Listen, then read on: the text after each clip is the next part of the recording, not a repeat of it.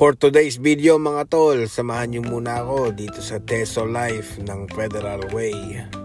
Ito mga tol, meron sila mga DIY. Tingnan nyo, ang gaganda. Ang sarap i-build.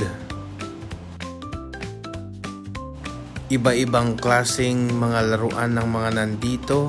Most of them ay mga collectible items. Ayan mga yan, tingnan mo yung mga yan, oh, ang gaganda nila.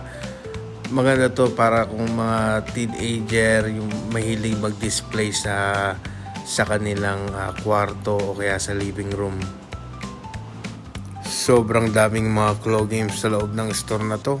Siguro nabilang ko mga mahigit 20. Marami rin silang mga bentang mga drinks tsaka mga snacks dito mga tol. Aside sa mga drinks na yan o kaya snacks, may mga kitchenware din sila. Yan mga sabon, pati mga plato.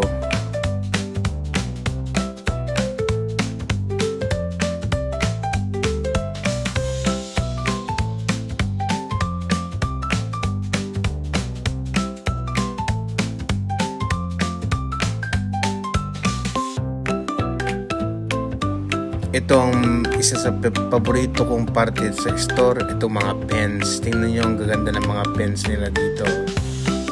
Meron sila mga transformer na pen.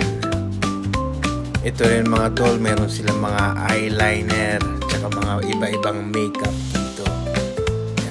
Tara, punta na kayo. Pasal!